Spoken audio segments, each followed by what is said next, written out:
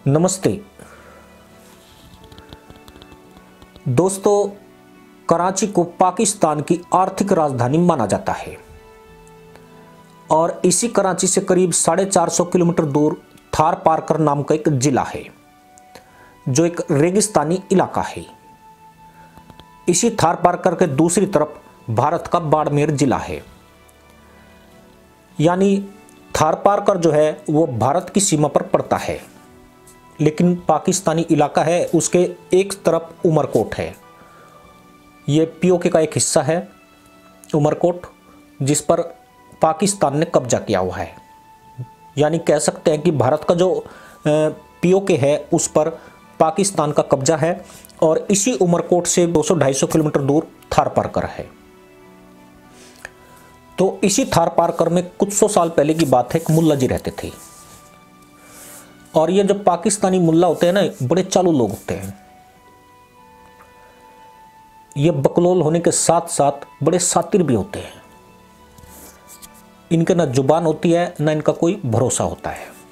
ये अपने बाप के ही सगे नहीं होते तो बाकी की तो उम्मीद छोड़ सकते हैं कि ये उसके कितने भरोसेमंद हो सकते हैं। तो इसी थार पारकर में एक मुल्ला जी रहते थे और ये मुल्ला जी बड़े चालू आदमी थे, तो लेकिन गरीब थे, ज़्यादा पैसा नहीं था। वैसे भी रेगिस्तानी इलाका है ये इलाका, जो थार पारकर का इलाका है ये काफ़ी पिछड़ा हुआ इलाका है। यहाँ पे शुरुआत से ही काफ़ी गरीबी रही है। तो इसी थार पारकर में मुल्ला जी रहते थे जो गरीब थे और एक छोटी सी झोपड़ी में रहते थे। तो मुल्ला जी को ख्याल आया, यार मुझे हज करना चाहिए। उनकी बड़ी दिली इच्छा थी कि एक बार हज जरूर करूं, लेकिन हज के लिए उस टाइम पे भी कई हजार रुपए लगते थे, तो इतने पैसे मुल्ला जी के पास नहीं थे।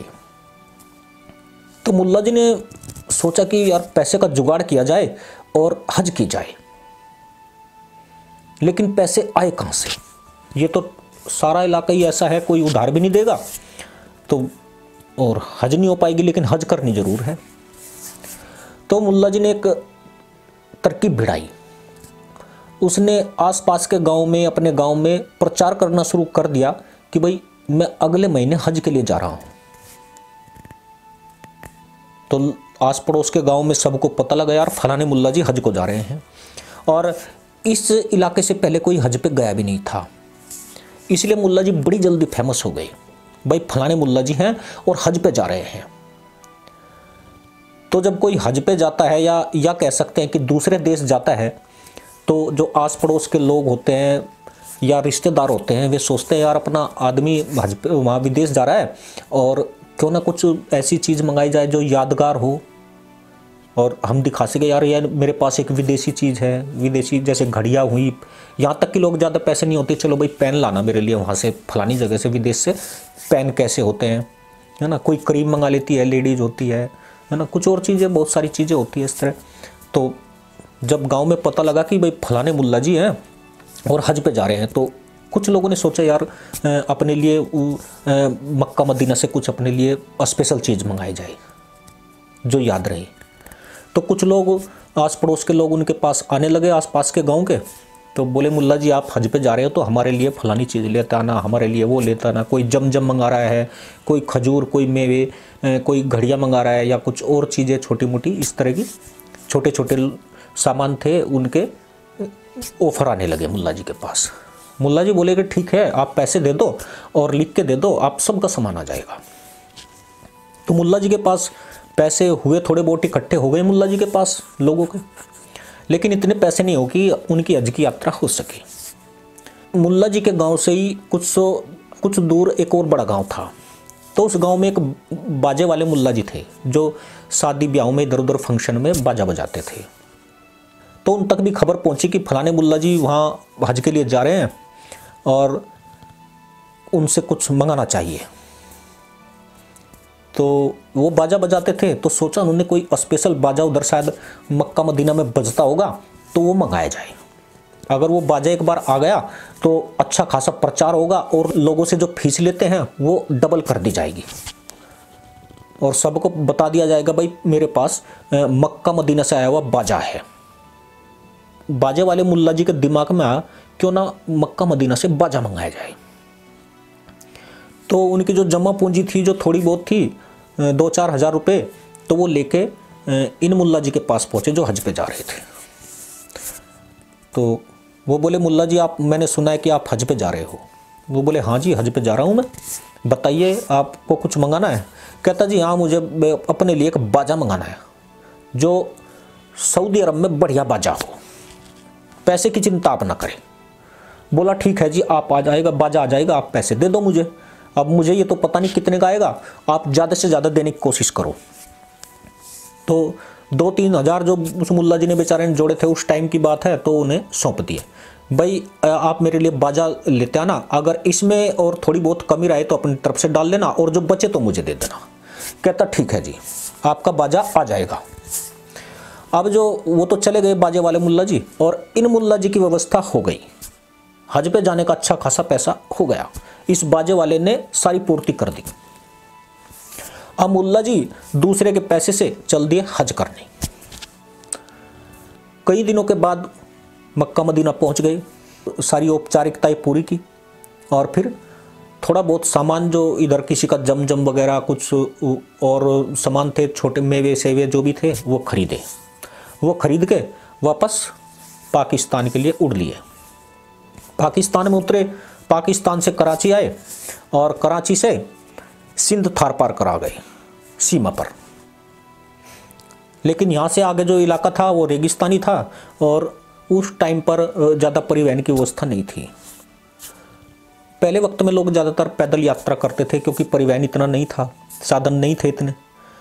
तो मुल्ला जी जा रहे हैं सोचते हुए, यार सब सामान खरीद लिया, लेकिन जो बाजे वाले मुल्ला जी थे उनका पैसा तो तुम खा गए, उनसे तो हज कर लिया, अब बाजा कहाँ से देंगे।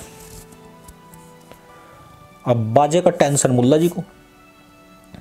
अब जा रहे हैं सोचते हुए, यार बाजे की व्यवस्था कैसे हो।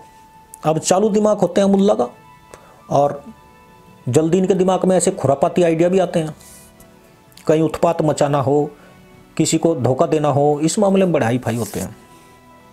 और ख़ास तौर पर पाकिस्तानी मुल्ला की कोई बराबरी नहीं कर सकता।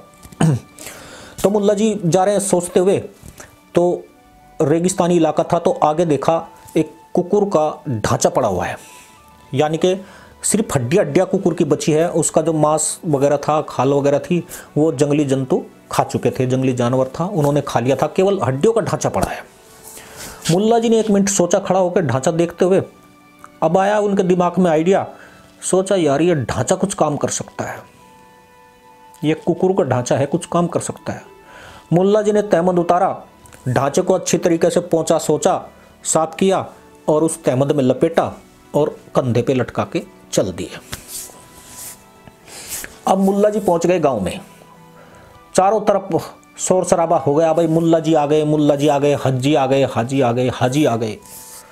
मुल्ला जी घर पे अपनी झोपड़ी पे गए, बैठ गए, वो जो ढांचा लाए थे उसे उतार कर एक खूंटी पे टांग दिया। बाकी जो थोड़ा बहुत सामान था उनके पास, वो एक तरफ रख दिया। जिन्होंने पैसे दिए थे, कुछ छोटे मोटे सामान थे, किसी ने मेवा मंगाया, किसी ने घड़ी मंगाई, किसी ने पेन मंगाया, जो भी था, किसी ने जमजम मंगाया, वो आते रहे, मुल्ला जी उनको देते रहे, लो भाई आपका, लो आपका, लो आप जाओ, सब हो गई। उधर दूसरे गांव में जो बाजे वाले मुल्ला जी थे, उनको खबर पहुंची कि भाई मुल्ला जी हज करके आ गए हैं, तो वो भी उधर से दौड़े दौड़े आए। उन्हें भी बाजा देखने की बड़ी फड़क थी। तो मुल्ला जी आ गए, तो बाजे वाले मुल्ला जी आ गए, देखे सामने बैठे हैं अपने हाजी साहब, तो दुआ सलाम हुई। फिर बाजे वाले मुल्ला जी बोले, जी मेरे बाजे का क्या हुआ। कहता जी बाजा आ गया आपका, बड़ा ज़बरदस्त बाजा है, ऐसा बाजा है कि पूरे पाकिस्तान में बाजा नहीं मिलेगा, पर ज़रा ध्यान से बजाना, और बजाने से पहले एक बार किसी जो जानकार मुल्ला हो, जो नज़र वगैरह उतारने में पारंगत हो, उसको ज़रूर बुलाना, इसे खोलने से पहले नज़र उतरवाना, नहीं तो बजेगा नहीं। कहता ठीक है जी, बाजा लाओ। वो लटका है जी खूंटी पे, उतार ले जाओ। अब बाजे वाले मुल्ला जी ने वो कुकुर का जब ढांचा था तहमद में लिपटा हुआ उतारा, कंधे पर डाला उन्होंने भी, और चल दिए। जनाब घर पे पहुंच गए। मुल्ला जी के 5-7 बच्चे थे, वो भी देखने आ गए कि भाई बाजा आया है घर में, बाजा आया घर में। मुल्ला जी बोला दूर रहो, दूर रहो, इसके आसपास ना आना, नहीं तो बजेगा नहीं। बड़ी हिदायत दे के भेजा है मुझे। पहले पड़ोस में जो मुल्ला जी नज़र उतारते हैं उनको बुला के लाओ।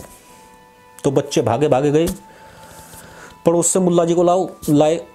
हाँ जी, क्या बात थी मियाँ? मियाँ ये हमारा सऊदी अरब से बाजा आया है और इसका नज़र उतारो पहले, क्योंकि बड़ी दूर से चल के आया तो नज़र लग गई होगी इस बाजे पे, परदेश से आया है तो इसकी नज़र उतारो। तो जो नज़र उतारने वाले मुल्ला जी थे अपना काम धाम करके फॉर्मेलिटी पूरी करके चले गए जी। अब बड़ा मुल्ला जी ने भी दुआ पढ़ी और दुआ पढ़ के वो गठरी खोल दी, अंदर ढांचा मौजूद था। अब बाजे वाले मुल्ला जी ने ये चीज़ पहले कभी नहीं देखी थी, उसे पता ही नहीं था ये क्या चीज़ है। उन्हें लगा यार बाजा बड़ा ज़बरदस्त है, बहुत सारी नलियाँ गई हुई है, चारों तरफ नलियाँ घूमी है, कोई एक बड़ी नली भी जा रही है, तो बाजा लगता है ज़्यादा सुर निकालेगा और ज़्यादा अलग अलग मीठे सुर दूर दूर तक जाएंगे। तो मुल्ला जी ने ढांचा उठाया, पिछवाड़े पे मुंह लगाया और फूंक मारी। अब बाजा हो तो बजे, बाजा हो तो बजे, जब बाजा ही नहीं तो बजेगा कहाँ से? पिछवाड़े पे और 2-4 फूंक मारी, 2-4 बच्चों को लगाया, भैया आप भी आओ, आ मुन्ना, आ लल्ला, आ रहमान, आ असलम, मारो फूंक। 5-4 ने इकट्ठी फूंक भी मारी, पर बाजा नहीं बजा। बाजा बजता क्यों? क्योंकि बाजा था ही नहीं। मुल्ला को बड़ा दुख हुआ, यार ये क्या हो गया, बाजा नहीं बज रहा है, लगता है नज़र ज़बरदस्त है या कुछ गड़बड़ है। अब मुल्ला जी ने ऐसे ही ढांचा रखा, फिर तहमद में लपेटा और रख दिया एक तरफ। बड़े दुखी मन से अब हज करने वाले मुल्ला जी के पास पहुँचे। मुल्ला जी को बोले यार बाजा नहीं बजा मियाँ साहब आपका, पता नहीं कैसा बाजा है, बजा ही नहीं। तो उन्होंने जवाब दिया, मियाँ साहब ये बाजा तो एक वक्त 3-3, 4-4 किलोमीटर तक रड़ाता था, इसकी आवाज़ तो 3-3, 4-4 किलोमीटर तक जाती थी।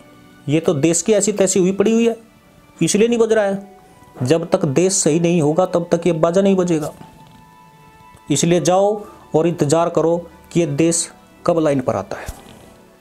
तो दोस्तों पाकिस्तान की हालत ऐसी है, इनके वैसे ही बाजे बजे पड़े हैं। ये जितनी ये बकलोली करते हैं वो सिर्फ बकलोली है, असल में इनके अंदर जो हो रहा है ना वो इनको बहुत अच्छी तरीके से पता है। ये फूंस के घोड़े हैं, जो बातें करते हैं कि हम वो कर देंगे, हम वो कर देंगे। अभी मैंने एक लाल टोपी है, पता नहीं लाल है, लाली टोपी है, उसको सुना, वो बोल रहा है कि गजवा हिंद, हम गजवा हिंद करेंगे। अरे तुमसे गजवा पाकिस्तान नहीं हो रहा तो गजवा हिंद क्या करोगे?